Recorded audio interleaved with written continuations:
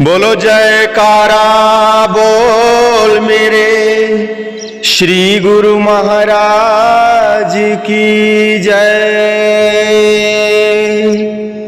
नाव बनाई शब्द की, नाव बनाई शब्द की, बहुत किया उपकार।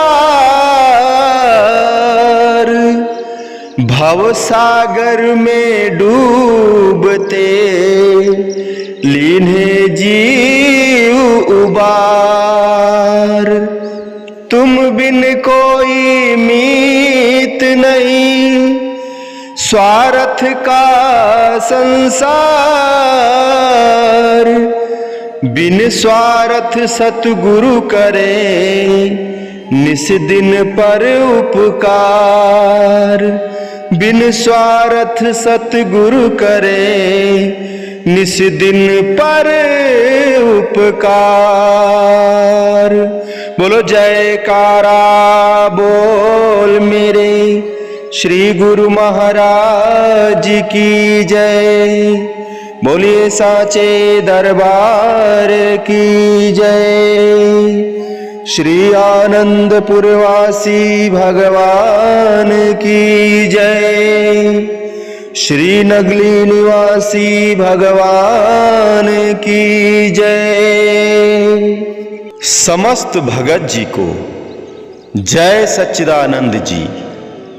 भगत जी इस चैनल को सब्सक्राइब कीजिए, वीडियो को लाइक कीजिए और इस वीडियो सत्संग को ज्यादा से ज्यादा गुरुमुखों के पास शेयर कीजिए, ताकि यह भक्तिमय सत्संग समस्त गुरुमुख जन तक पहुंच सके और सभी गुरुमुख इस भक्तिमय सत्संग को सुनकर अपने जीवन में लाभ प्राप्त करें, अपने समय को सही रूप से, सही तरीके से, उचित रूप से प्रयोग कर सके। जय सच्चिदानंद भगत जी। जान आदि कवि नाम प्रतापू,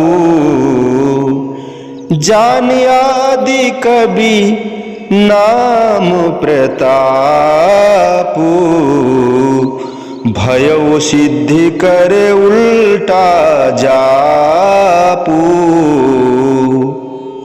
आगे चलकर श्री गोस्वामी तुलसीदास जी नाम की महिमा अर्थात जो सद्गुरु दीन दयाल से या किसी संत महात्मा से जिस गुरुमुख को नाम मिलता है, गुरु मंत्र लेता है, उसी गुरु मंत्र को नाम कहते हैं। इसी प्रकार गोस्वामी तुलसीदास जी ने नाम की महिमा का वर्णन करते हुए इस प्रकार लिखते हैं कि आदि कवि श्री वाल्मीकि जी नाम के प्रताप को समझकर और उसका उल्टा जाप करके भवसागर से पार हो गए। उल्टे जाप का अर्थ दो प्रकार से है, एक बाहरमुखी और एक अंतर्मुखी। बाहरमुखी अर्थ तो बौद्धा लोग जानते ही हैं कि वाल्मीकि जी ने राम राम की जगह मरा मरा का जाप किया और उसका उद्धार हो गया। परंतु यहां एक प्रश्न उठता है कि जब मरा मरा भी उल्टा कर राम राम बन जाता है तो सीधा राम राम का सुमिरण करने या मरा मरा का जाप करने में फर्क ही क्या है? दोनों सूरतों में सुमिरण तो राम राम का ही सिद्ध होता है। और यदि यह सत्य है कि केवल राम राम के जपने से ही वाल्मीकि जी इतनी उत्तम गति को प्राप्त हो गए हैं, जो बड़े बड़े ऋषि मुनियों को भी प्राप्त होनी दुर्लभ है, तो फिर ऐसा तो संसार में अक्सर सब जीव जपते रहते हैं, उनको ऐसी उत्तम गति क्यों नहीं प्राप्त होती? और यदि केवल जीभा के साथ राम राम कहने से ही वाल्मीकि जी सिद्ध अवस्था को प्राप्त हुए हैं, तो फिर यहाँ उल्टे जाप का मतलब क्या हुआ? सीधा राम राम का सुमिरण संतों ने उनको क्यों नहीं समझा दिया? वास्तव में यह प्रसंग कुछ सोच विचार का अधिकार रखता है। ऊपर ऊपर की बातों से इसकी समझ नहीं आ सकती। वास्तविक बात यह है कि संतों की वाणियों के अंदर जो गूढ़ रूहानी भेद छुपे रहते हैं, उनको केवल रूहानी दिमाग रखने वाले जीव ही समझ सकते हैं। आम जीव तो इन भेदों को जानना तो एक तरफ, इनके संबंध में कुछ सोच भी नहीं सकते। असल बात इस चौपाई में अंतर्मुखी अर्थ के अंदर बंद पड़ी है, जिसको अंतर्मुख वृत्ति रखने वाले अभ्यासी ही जानते हैं। अब संतों के विचार अनुसार अंतर्मुखी अर्थ सुनिए। उल्टे जाप का प्रयोजन मन की वृत्तियों को बाहर से एकत्र करके अंतर्मुख उल्टाना, अर्थात अंदर की तरफ उनका रुख मोड़ना।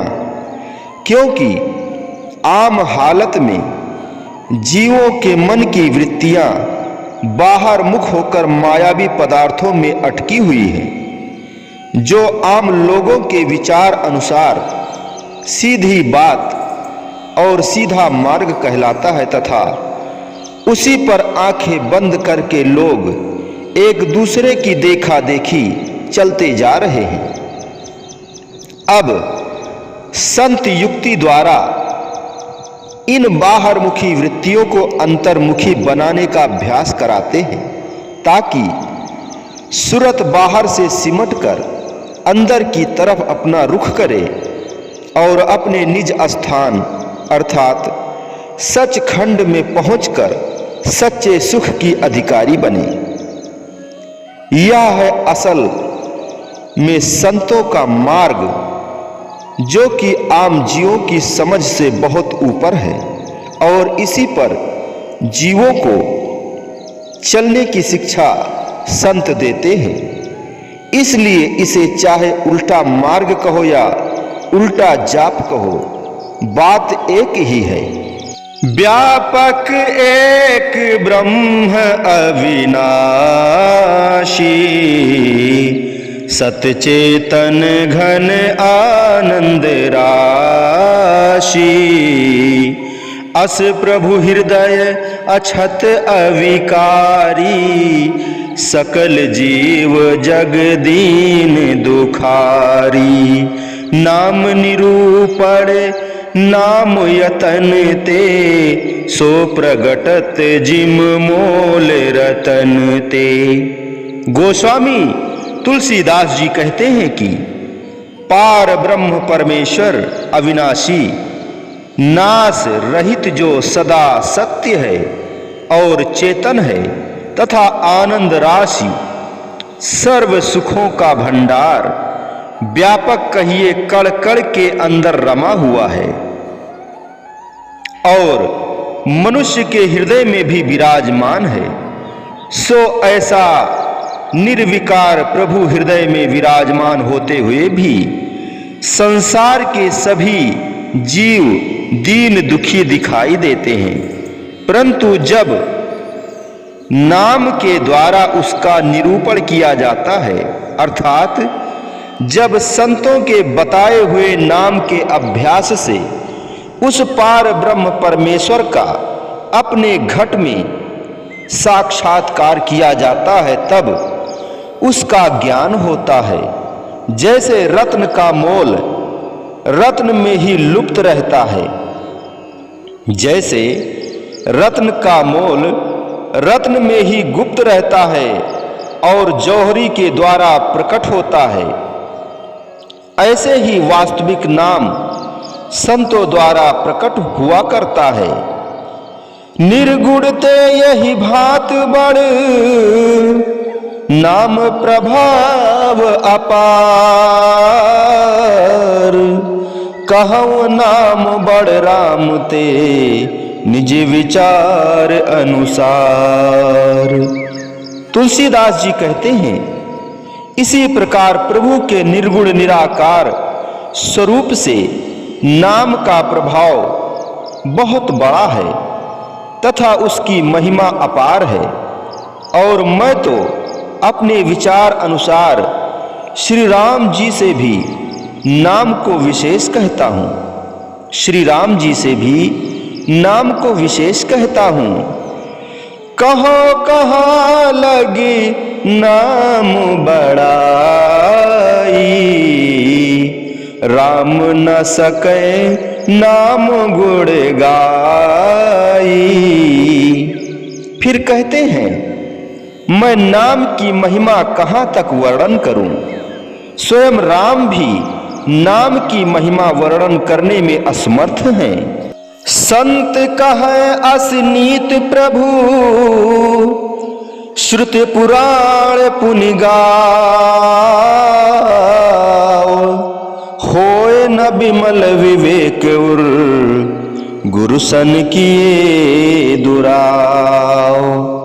याज्ञवल्क्य जी के चरणों में भारद्वाज मुनि विनती करते हैं कि ए प्रभु, संत ऐसी नीत कहते हैं और वेद पुराण भी यह गायन करते हैं कि गुरु से बात के छिपाव करने पर हृदय में उज्जवल ज्ञान कभी उत्पन्न नहीं हो सकता।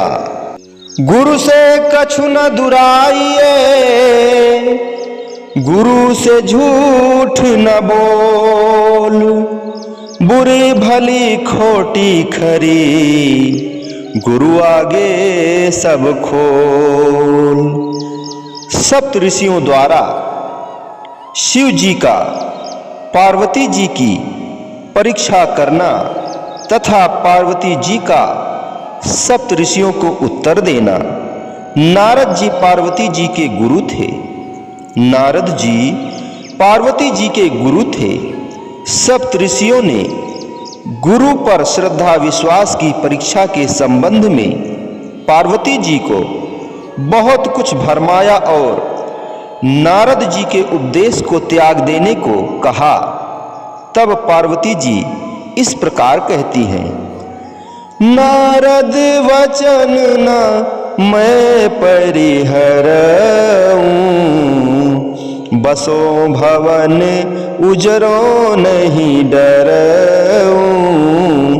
गुरु के वचन प्रतीत न जेहि, सपन हो सुगम न सुख सिद्धि से ही। तजऊ न नारद कर उपदेशु, आप कहीं सत बार महेशु। ऐ ऋषियों, नारद जी के वचन का मैं कभी त्याग नहीं करूंगी, चाहे घर बसे या चाहे उजड़े, इससे मैं नहीं डरती, अर्थात इसकी परवाह नहीं है। क्योंकि जिसको गुरु के वचनों में प्रतीत विश्वास नहीं है, उसको सपने में भी सुख और सिद्धि की प्राप्ति नहीं हो सकती। इसलिए मैं नारद जी का उपदेश कदाचित नहीं त्याग सकती। यद्यपि शिव जी महाराज 100 बार स्वयं भी कहें कि गुरु का उपदेश त्याग दे, इस विषय में मैं उनकी भी बात नहीं मानूंगी। गुरु का वचन उल्लंघ कर, जो सेवक कहीं जाए,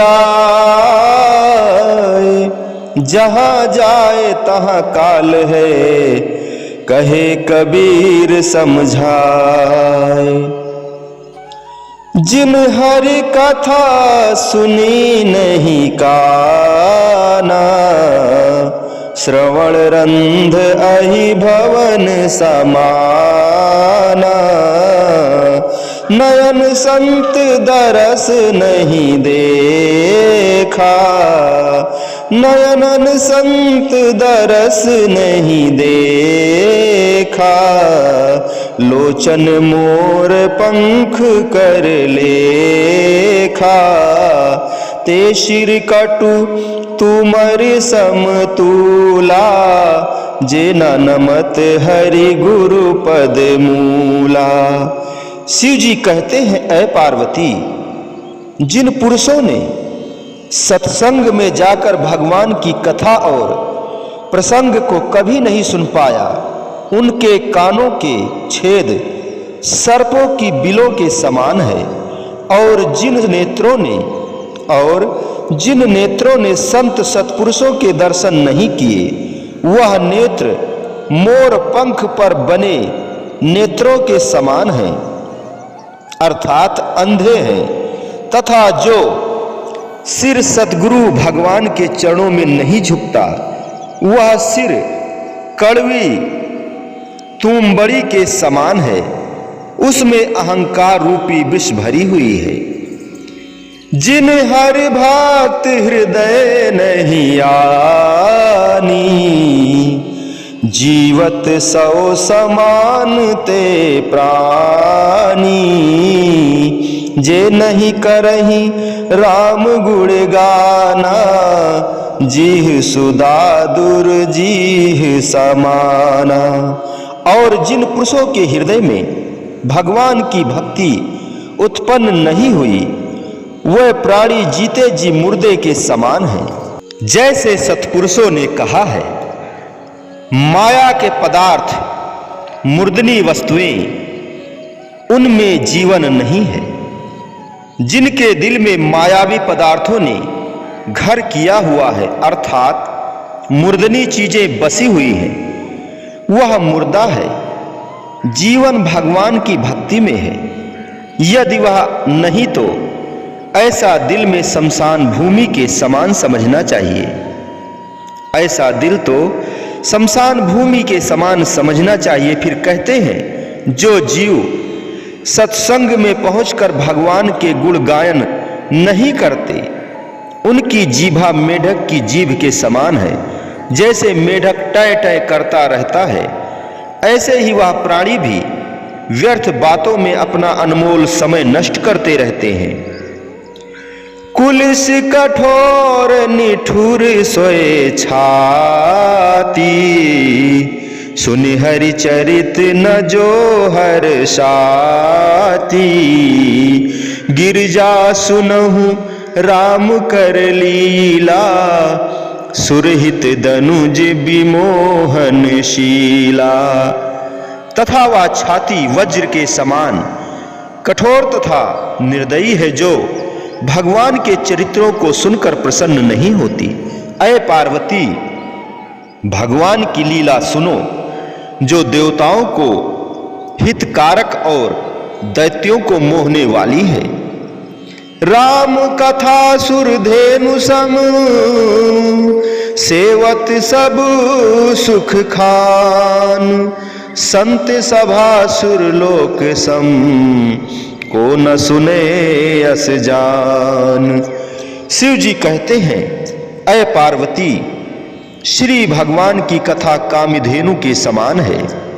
श्री भगवान की कथा कामधेनु के समान है, जो सेवा करने से सब प्रकार के सुख देती है। और संतों का सत्संग बैकुंठ लोक है, जहां वह कामधेनु रहती है।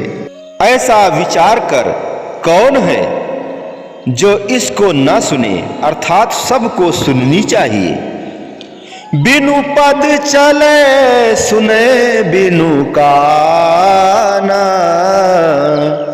बिनु पद चले सुने बिनु काना, कर बिनु कर्म करे विधि नाना, आनन रहित सकल रस भोगी, बिनु बाड़ी वक्ता बड़े जोगी।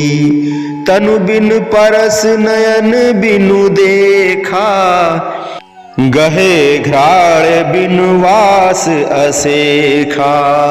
अस सब भांत अलौकिक करणी, महिमा जा सुजाए नहीं बरड़ी। यहाँ शिव जी महाराज पार्वती जी को भगवान के पाने के अंतरिव मार्ग अर्थात सुरत शब्द के अभ्यास की ओर इशारा करते हैं। हे पार्वती, सुरत की चढ़ाई का अंतरिव मार्ग ऐसा है कि वहां पैरों के बिना चलना होता है, कानों के बिना सुनना होता है और हाथों के बिना अनेक प्रकार के कर्म होते हैं और बिना मुख के सब रसों को भोगना है तथा बिना वाणी के बोलना है। यही बड़ा योग है। बिना शरीर के सबको छूना है, नेत्रों के बिना देखना है और नासिका के बिना संपूर्ण सुगंध को ग्रहण करना है। हे पार्वती, इसी प्रकार अभ्यास योग की सब करनी अलौकिक है, जिसकी महिमा वर्णी नहीं जाती। जब जब होए धर्म की हानि, बाढ़हि असुर अधम अभिमानी, करहि अनीत जाए नहीं वरणी, सीधहि विप्रधेन सुर धरणी।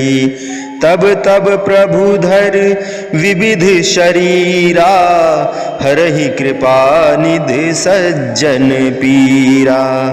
जब जब धर्म की हानि होती है और राक्षस नीच अभिमानी बढ़ जाते हैं, तब वह ऐसी अनीत करते हैं जो वर्णी नहीं जाती और ब्राह्मण, गौ, देवता, पृथ्वी को दुख देते हैं। तब तब भगवान अनेक प्रकार के शरीर धारण कर भक्तों का दुख हरते हैं। यही गीता में भी कहा गया है। भगवान श्री कृष्ण जी कहते हैं, हे अर्जुन, जब जब धर्म की हानि होती है और अधर्म बढ़ जाता है, तब तब मैं धर्म उद्धार के लिए शरीर धारण करता हूँ। साधुओं की रक्षा और दुष्टों का विनाश और धर्म की स्थापना करने को मैं युग युग में अवतार लेता हूँ। जनकपुरी में स्वयंवर के अवसर पर गुरु ही प्रणाम मन ही मन कीन्हा, अति लाघव उठाए धनु लीन्हा। गुरु को मन ही मन में प्रणाम करके बड़ी स्फूर्ति से धनुष को उठा लिया। मन में प्रणाम करने का भाव यहाँ यह है कि गुरु वशिष्ठ जी को ध्यान में प्रणाम किया। श्री गुरु चरण सरोज रज, निज मन मुकुर सुधारि। वर्णहु रघुबर विमल यस, जो दायक फलचार।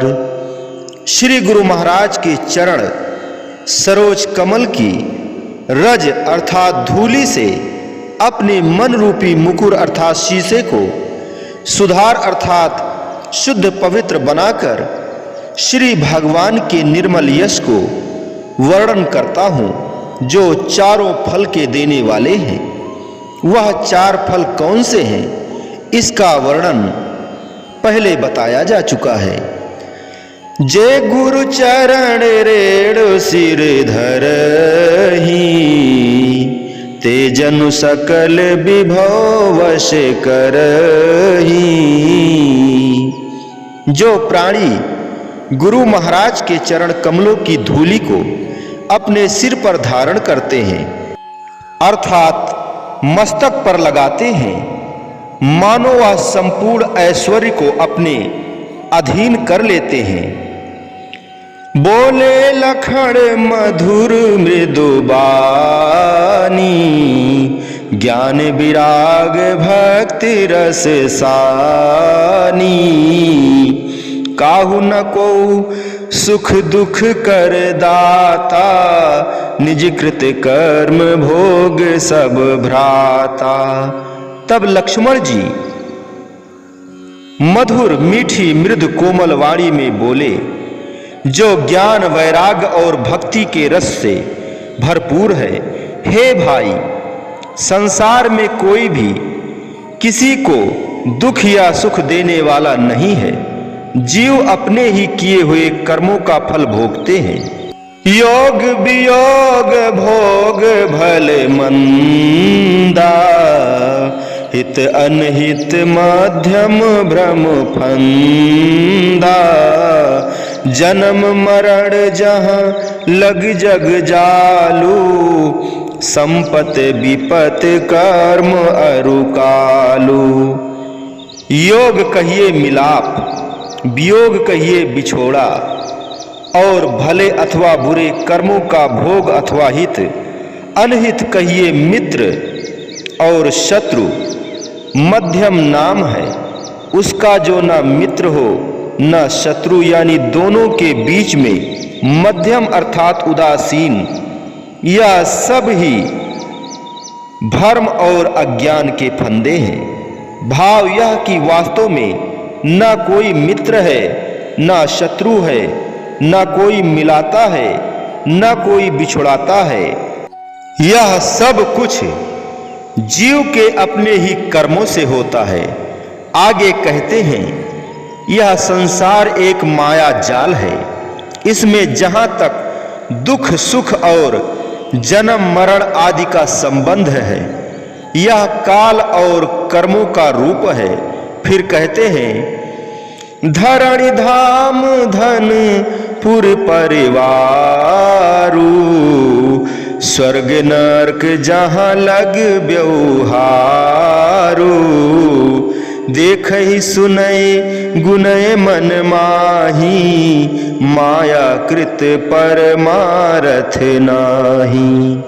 धरणी कहिए पृथ्वी, धाम कहिए घर और धन अथवा शहर परिवार, नरक और स्वर्ग तक जो भी व्यवहार दिखाई देता है, और इस संसार में जो भी देखने सुनने और मन के विचारों में नजर आता है, यह सब माया की रचना है। इसमें परमार्थ नाम को भी नहीं है। आगे इस काल और माया की रचना को प्रमाण द्वारा समझाने का यत्न किया गया है। कहते हैं, सपने होए भिखारी नृप, रंक नाक पति होए। जागे लाभ न हानि कछु, तिम प्रपंच जिए जोए। जैसे सपने में भिखारी राजा बन जाए और नाकपति कहिए राजा इंद्र जो स्वर्ग का राजा है वह कंगाल हो जाए, परंतु अगर उसे कोई जगा दे या वह जाग जाए, जागने पर वह दोनों अपने आप को ज्यों का त्यों देखते हैं। दोनों को कुछ भी हानि लाभ नहीं होता। ऐसे ही इस प्रपंच की सारी रचना को दिल के अंदर मिथ्या ही समझना चाहिए। अस विचार नहीं कीजिए रोशु, काहू ही बाद न दीजिए दोषु। मोह निशा सब सोवन हारा, देखहि स्वप्न अनेक प्रकारा। ऐसा विचार कर क्रोध नहीं करना चाहिए और मिथ्या किसी को दोष भी नहीं देना चाहिए, क्योंकि यहाँ सब मोह रूपी रात्रि में सो रहे हैं और सोए हुए अनेक प्रकार के सपने देख रहे हैं। अर्थात यह माया और काल का रचा हुआ प्रपंच सब स्वप्न मात्र है। कथा है, एक भिखारी को रात को सोए हुए स्वप्न आया। क्या देखता है कि वह एक बड़ा भारी सेठ है, बड़ा धन दौलत परिवार घर बाहर और कारखानों का मालिक है। 4 उसके बेटे हैं और बड़े सुख का जीवन व्यतीत कर रहा है। अचानक ही क्या देखता है कि उसका एक लड़का बीमार हो जाता है। डॉक्टर हकीम इलाज कर रहे हैं। उसके इलाज से लड़का कुछ दिनों के पश्चात ठीक हो जाता है, फिर दूसरा लड़का बीमार पड़ जाता है तो उसका भी इलाज शुरू हो जाता है, मगर इस बार बीमारी जोर पकड़ जाती है और कोई इलाज सफल नहीं होता। अंत में डॉक्टर जवाब दे देते हैं। नतीजा यह होता है कि लड़के की मृत्यु हो जाती है। तब वह सेठ रोता है, ढाहे मारता है और चिल्ला चिल्ला कर कहता है, हाय मैं लुट गया, मेरा कुछ नहीं रहा, हाय मैं किधर जाऊं। सिर माथे पर थप्पड़ मारता है और रो रो कर पुकारता है, ओह मेरे लाल, तू कहां मेरी आंखों से ओझल हो गया। मोह के वश गस खाकर धरती पर गिर पड़ता है और बेहोश हो जाता है। इतने में एक संत वहां आ जाते हैं और जोर से कहते हैं, जाग जाग जाग। जब 3 बार जाग जाग का शब्द इस प्रकार होता है तो उसकी आंख खुल जाती है। क्या देखता है कि वह एक भिखारी है। उसे एक सड़क के किनारे सोए हुए स्वप्न आया है और यह रचना सब स्वप्न की रचना थी। वास्तव में न कोई सेठ है, न उसका कोई लड़का मरा है, न कोई दुख है, न रोना है। इसी प्रकार संत कहते हैं, इस जगत की रचना भी स्वप्न के समान है। जैसे सड़सी लोह की छिन पानी छिन आगी, तैसे दुख सुख जगत के सहजो तू मत पागी। जैसे लोहार की सड़सी जंबूर छिन में उसका मुंह आग में होता है और उसी छिन के अंदर वह पानी में मुख डालती है, यानी छिन में गर्म और छिन में शीत ठंड होती रहती है। तैसे ही इस संसार में जितने भी दुख और सुख प्रतीत होते हैं उनकी भी यही दशा है, उन पर कोई भरोसा नहीं है। फिर कहते हैं, यही जग यामिन जागहि योगी, परमारथी प्रपंच वियोगी।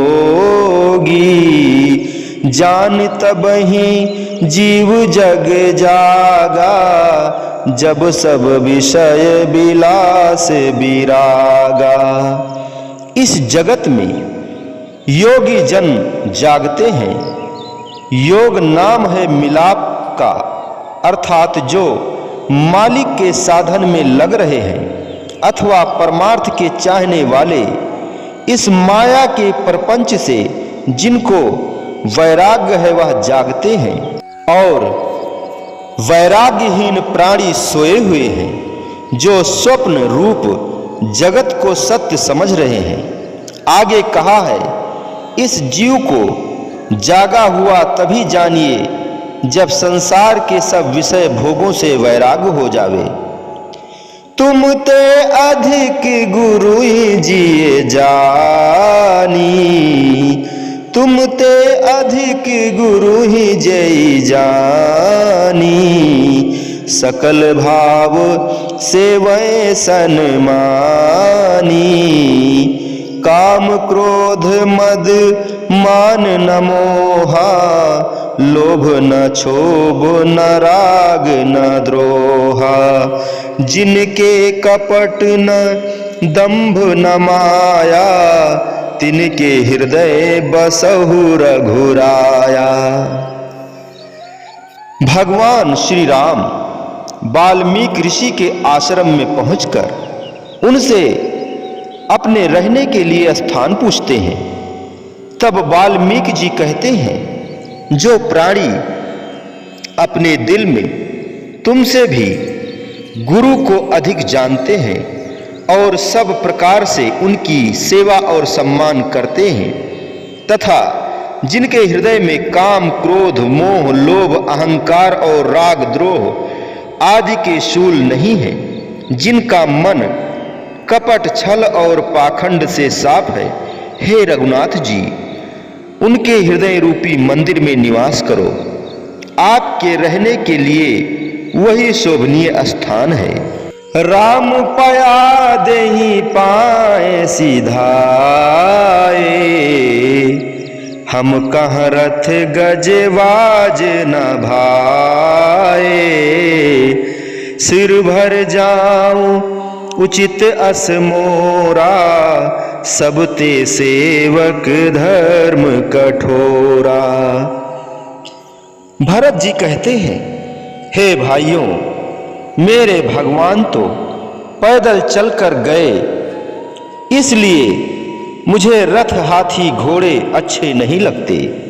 भाव यह कि जिस धरती पर मेरे स्वामी पांव रख कर गए हैं, उस पर मैं सेवक भी पांव न रख कर चलूं, यह तो भक्ति के विरुद्ध है।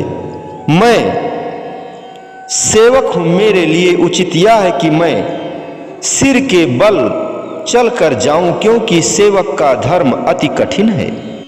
राजा इंद्र बृहस्पति संवाद।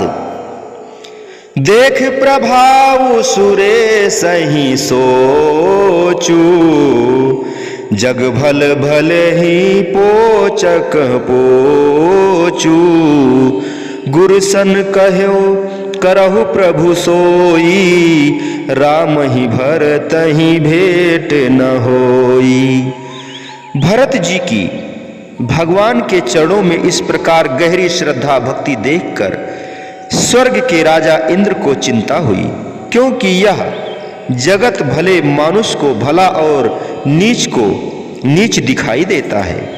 इंद्र ने सोचा, यदि भगवान भरत जी का इस प्रकार प्रेम देखेंगे तो अवश्य ही अयोध्या को लौट जाएंगे, और अगर भगवान वापस अयोध्या को लौट गए तो हमारा कार्य वहीं का वहीं रह जाएगा। यह सोचकर इंद्र बृहस्पति जी से प्रार्थना करने लगे, हे गुरुदेव, वही उपाय किया जाए जिससे भगवान और भरत का मिलाप न हो सके। राम सकोची प्रेम बस, भरत सुप्रेम पयोधी। बनी बात बिगड़न चाहती, करिए यतन छल सोधी। भगवान तो प्रेम के संकोची हैं, अर्थात प्रेम के वश हैं, और भरत जी प्रेम के समुद्र हैं। मालूम ऐसा होता है कि बनी बनाई बात बिगड़ना चाहती है। अब कोई छल कपट का उपाय करना चाहिए जिससे भगवान वापस अयोध्या को न लौट जाए। सुनत बचन सुर गुर मुस्काने, सहस नैन बिन लोचन जाने। कह गुरुवादि क्षोभ छल छाड़ू, यहाँ कपट कर होई है भाड़ू। गुरु बृहस्पति जी प्रेम भक्ति की महिमा को समझते हैं।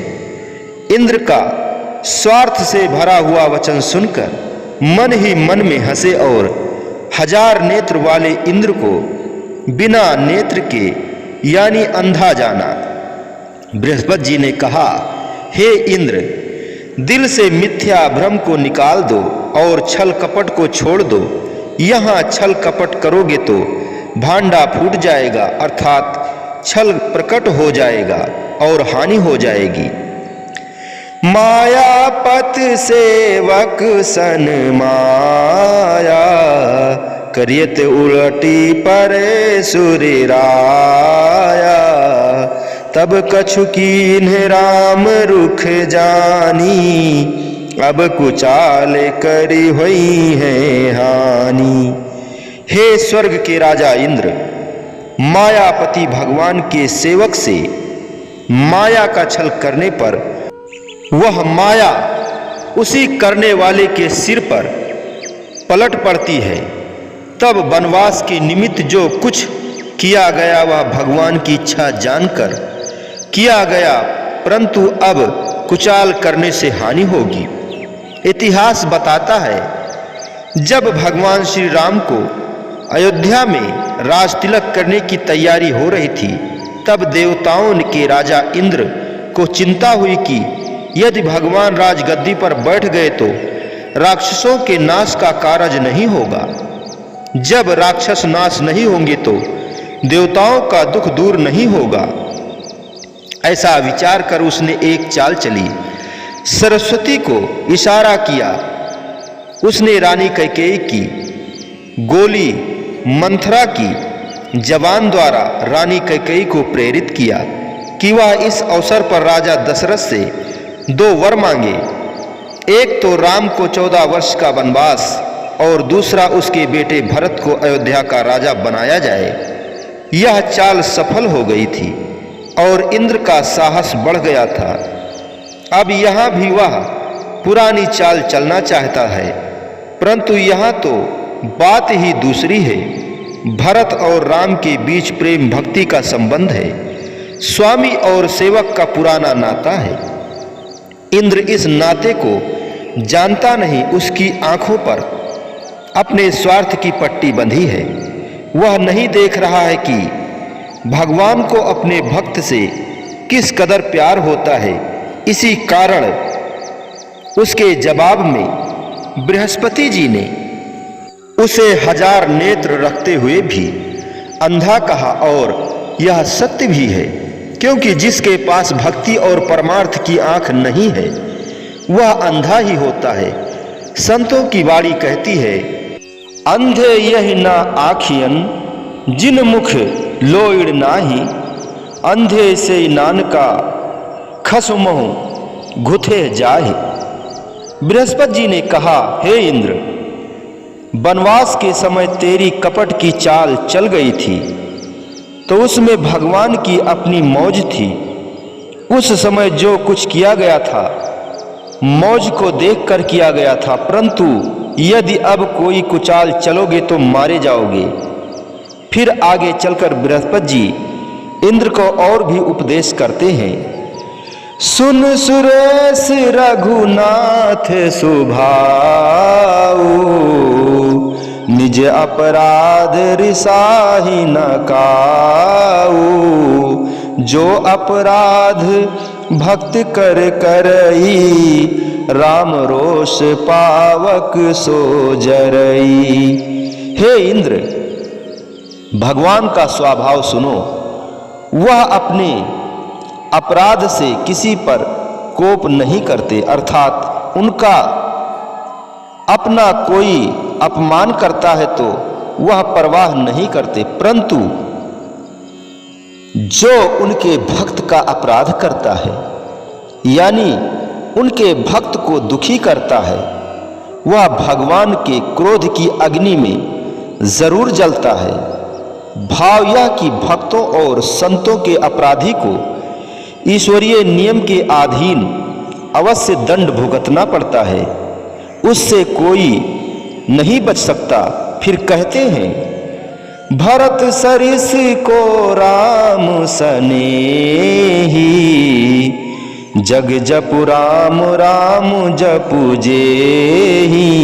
हे इंद्र, भरत के समान भगवान का प्यारा कौन है? संसार तो भगवान का नाम जपता है और स्वयं भगवान उनका भरत जी का नाम जपते हैं। मनहु न आनिए अमरपति, रघुवर भक्त अकाज। आशलोक परलोक दुख, दिन दिन शोक समाज। हे अमरपति देवराज इंद्र, भगवान के भक्त का अकाज मन में न लाइए, अर्थात भगवान के भक्त के अकाज की मन में चितवन न कीजिए, नहीं तो इस लोक में अपयश और परलोक में दुखी होंगे और दिन प्रतिदिन शोक संताप बढ़ते जाएंगे। आगे फिर कहते हैं, सुन सुरेश उपदेश हमारा, राम ही सेवक परम पियारा। मानत सुख सेवक सो काई, सेवक बैर बैर अधिकाई। हे इंद्र, हमारा उपदेश सुनो। भगवान को अपना सेवक बहुत ही प्यारा है। उनके सेवक की जो सेवा करता है उससे सुखी और उससे वैर करने से दुखी होते हैं। भाव यह कि यदि अपनी भलाई चाहते हो तो भगवान के प्यारे सेवक भरत जी की सेवा करो और वैर भाव का संस्कार भी दिल से निकाल दो। फिर कहते हैं, यद्यप सम नहीं राग न रोषु, गहहि न पाप पुण्य गुण दोषु, कर्म प्रधान विश्व करी राखा, जो जस करई सो तस फल चाखा। यद्यपि भगवान समान चित्त है, उन्हें न किसी से अनुराग है न वैर है। वह स्वयं न तो किसी का पुण्य ग्रहण करते हैं न पाप और दोष को हाथ लगाते हैं। यद्यपि संसार में नियम कुछ ऐसा है कि यहाँ कर्म की प्रधानता है, इसलिए जो जैसा कर्म करता है वह वैसा फल भोगता है। तदप करहि सम विषम बिहारा, भक्त अभक्त हृदय अनुसारा, अगुण अलेख अमान एक रस, राम सगुण भय भक्त प्रेम बश। तो भी भक्त और अभक्त के हृदय के अनुसार सम विषम लीला कहते हैं। यद्यप भगवान निर्गुण अलख मान रहित और एक रस हैं, परंतु भक्तों के प्रेम व सगुण रूप धारण करते हैं। भाव यह कि वास्तव में भगवान निर्गुण निराकार अलख निरंजन और सदा एक रस अपने चैतन्य स्वरूप में विराजमान हैं, परंतु भक्तों के निमित्त अवतार धारण करके उनकी मनोकामना पूर्ण करने के लिए उन्हीं की भावना के अनुसार विहार करते हैं। आगे कहते हैं, राम सदा सेवक रुचि राखी, वेद पुराण साधु सुर साखी, अस जिय जान तजहु कुटिलाई, करहु भरत पद प्रीत सुहाई। भगवान ने सदा ही सेवकों की रुचि की रक्षा की है, अर्थात सेवक की रुचि को देखकर उसके साथ वैसा ही बर्ताव किया है।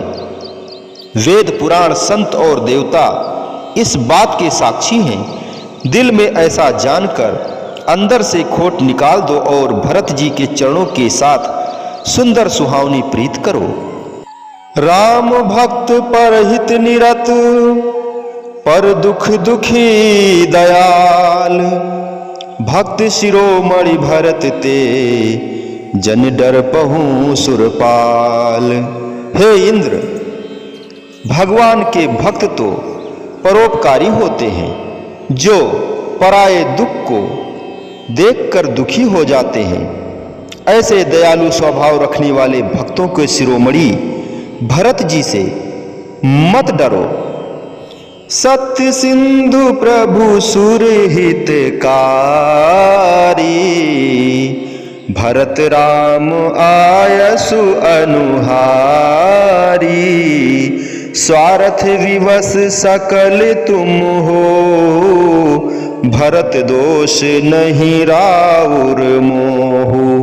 भगवान तो सत्य के समुद्र हैं और देवताओं के हितकारी हैं, और भरत जी उनकी आज्ञा के अनुसार चलने वाले हैं।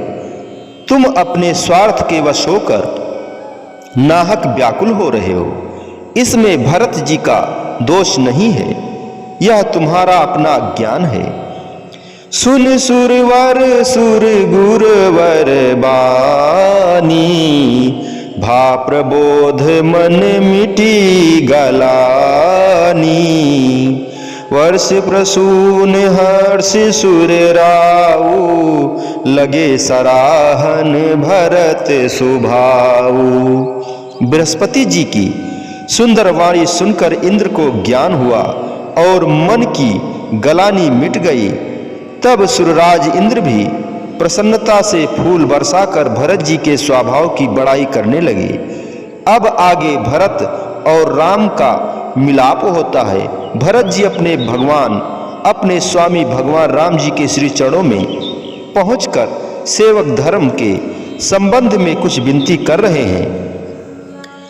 सहज स्नेह स्वामी स्यो काई, स्वार्थ छल फल चार बिहाई, आज्ञा समन सुसाहिब सेवा, सो प्रसाद जन पावे देवा।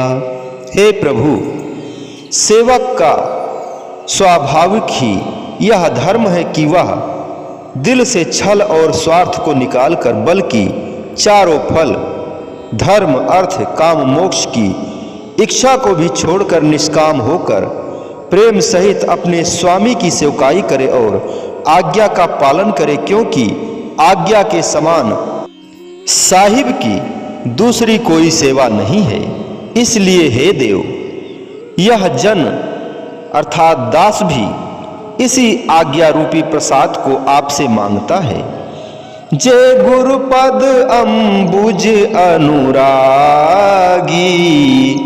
ते लो कहूँ बेदहूँ बड़ भागी, राउर जा पर अस अनुरागु, को कही सके भरत कर भागु। जो प्राणी गुरु के चरण कमलों में प्रीत रखते हैं वह लोक और वेद दोनों में बड़भागी होते हैं।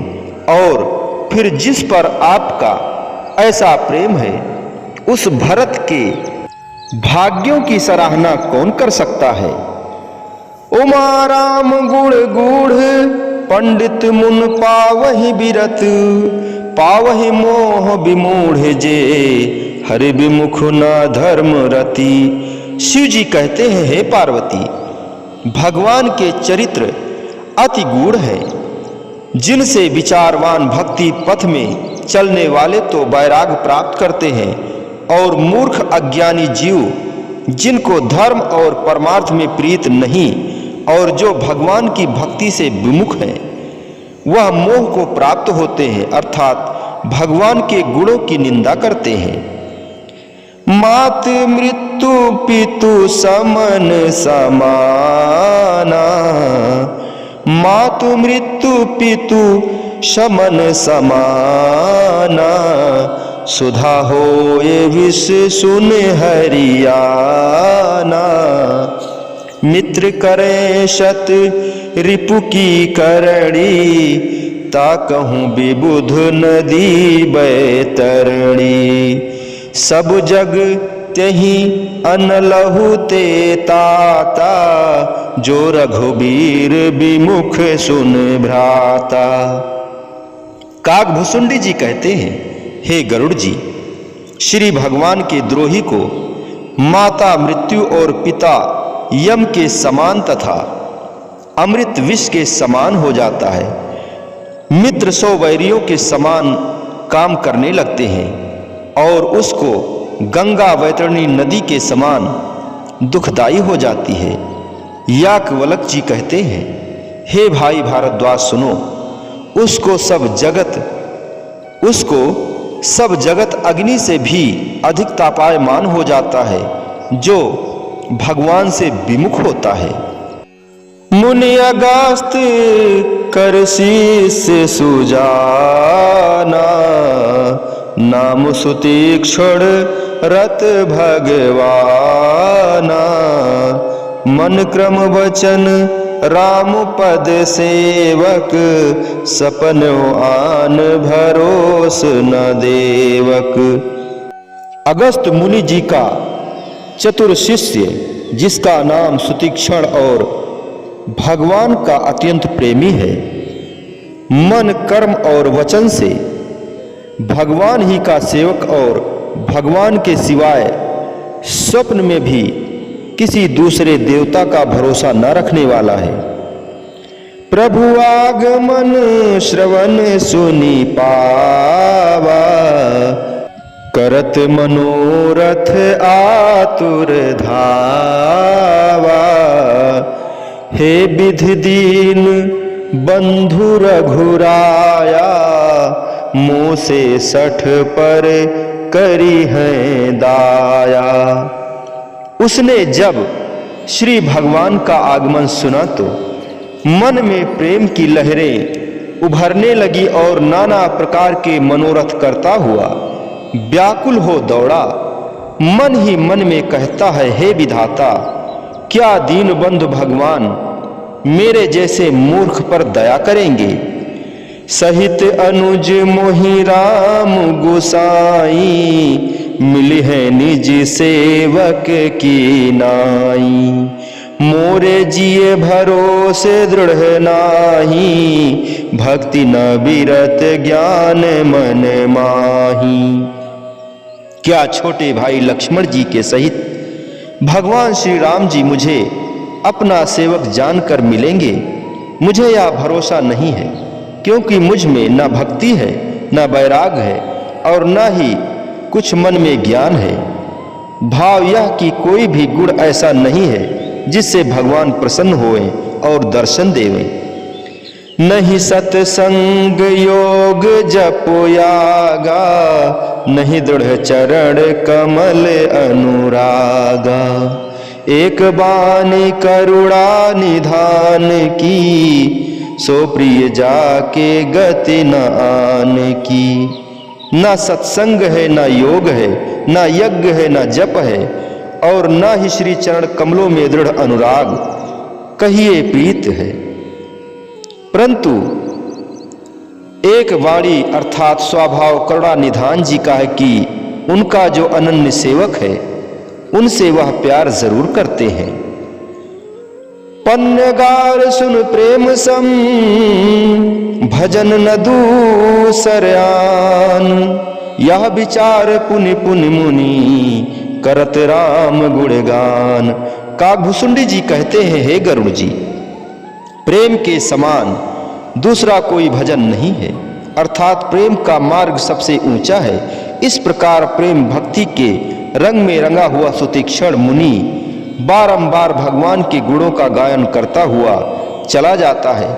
सुरत की धार अपने इष्टदेव के पवित्र स्वरूप के साथ जुड़ी हुई है और दिल ही दिल में इस प्रकार उमंगे उठ रही हैं। होई है सफल आज मम लोचन, देखी वदन पंकज भव मोचन। निर्भर प्रेम मगन मुनि ज्ञानी, कहीं न जाए सो दशा भवानी। आज उस संसार का भयनाश करने वाले कमल के समान सुंदर स्वरूप का दर्शन पाकर अपने नेत्रों को सफल करूंगा। शिव जी कहते हैं, हे पार्वती, इस प्रकार ज्ञानी मुनि की अत्यंत प्रेम में मगन हो रही थी। इस प्रकार ज्ञानी मुनि की अत्यंत प्रेम में मगन हो रही अवस्था वर्णन नहीं हो सकती। वह दशा कैसी थी, आगे चलकर उसका कुछ स्वरूप बतलाते हैं। दिस और विदिश पंथ नहीं सूझा, को मैं चलूं कहाँ नहीं बूझा। कबहुक फिर पाछे पुनि जाई, कबहुक नृत्य करत गुण गाई।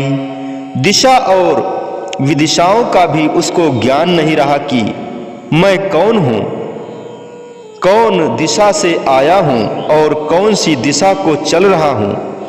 इन बातों की सूझबूझ से उठकर सुरत ऊपर पहुंच चुकी है। कभी चलता चलता फिर पीछे को लौट जाता है और कभी भगवान के गुणों का गायन करता करता नाचने लग जाता है। अविरल प्रेम भक्ति मुनि पाई, प्रभु देखहि तरु ओट लुकाई। अतिशय प्रीत देखी रघुवीरा, प्रगटे हृदय हरण भव पीरा। इस प्रकार उस भाग्यवान सुतीक्षण मुनि ने श्री भगवान के चरण कमलों की अविचल भक्ति पाई है और स्वयं भगवान एक वृक्ष की ओट में छुपकर अपने प्रेमी की इस दशा को देख रहे हैं। इस प्रकार अत्यंत गहरी प्रीत देखकर संसार के दुख दूर करने वाले भगवान उसके हृदय में प्रकट हो जाते हैं। और जब भगवान अंतर में प्रकट हो जाते हैं, भाव की वही स्वरूप जब ध्यान में प्रत्यक्ष हो जाता है, भाव की वही स्वरूप जब ध्यान में प्रत्यक्ष हो जाता है तो हालत बदल जाती है। और उस हालत का बदलना कुदरती था, क्योंकि प्रेमियों के मन की अवस्था ज्यों-ज्यों वह आगे को कदम बढ़ाते जाते हैं बदलती जाती है। पहले पहले दर्शन की चाह उठती है, तब अवस्था और होती है, परंतु जब वह चाह तड़प का रूप धारण कर लेती है तब अवस्था कुछ और हो जाती है। फिर जब वह तड़प बहुत तीव्र हो जाती है तब संसार और माया के संपूर्ण संस्कारों को भस्म कर देती है और केवल एक दर्शन का ही ख्याल बाकी रह जाता है। यह अवस्था बहुत ऊंची अवस्था होती है। जब यह आ जाती है तब ध्यान तसव्वुर पक्का हो जाता है, और जब ध्यान और तसव्वुर अंतर में परिपक्व हो जाता है तब यह अवस्था नीचे की संपूर्ण अवस्थाओं से निराली होती है। यह प्रेम और ध्यान तसव्वुर की बातें हैं। इनको प्रेमियों के दिमाग ही समझ सकते हैं। मुनि मग माझ अचल हुए वैसा, पुलक शरीर पनस फल जैसा। तब रघुनाथ निकट चली आए, देखी दशा निज जन मन भाए।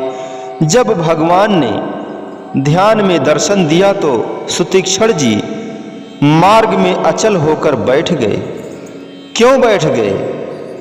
इसका कारण यह कि अब चित्त की वृत्ति ध्यान में स्थिर हो गई, शरीर शिथिल हो गया और रोंगटे पुलकित होकर इस प्रकार खड़े हो गए जैसे कटहर के फल के रोंगटे खड़े होते हैं। तब भगवान जो पहले छुप कर देख रहे थे पास आ गए और अपने दास की ध्यान में लीन अवस्था को देखकर अति प्रसन्न हुए। राम सुसहज सुभाए, सेवक दुख दारिद्र दमन। मुनि सन कह प्रभु आए, उठ उठ द्विज मम प्राण सम। अपने दासों के दुख और दरिद्र को नाश करना भगवान का सहज ही स्वभाव है, अर्थात स्वाभाविक ही वह सेवक के दुख दूर करने वाले हैं। निकट पहुंचकर कहते हैं, उठो उठो मेरे प्राणों के समान प्यारे प्रेमी उठो। परंतु ध्यान में लीन हुआ प्रेमी उठता नहीं। मुनहि राम बहु भांति जगावा, जाग न ध्यान जनित सुख पावा। भूप रूप तब राम दुरावा, हृदय चतुर्भुज रूप दिखावा। भगवान ने सुतीक्षण जी को जगाने का बहुत यत्न किया, परंतु वह ध्यान से उत्पन्न हुए सुख को पाकर जागे नहीं। अंत में भगवान ने अपना भूप रूप अर्थात राजा का रूप जिसका वह ध्यान कर रहे थे छुपाकर हृदय में चतुर्भुज रूप दिखाया। मुन अकुलाए उठा तब कैसे, बिकलहीन मणि फड़ी वर जैसे।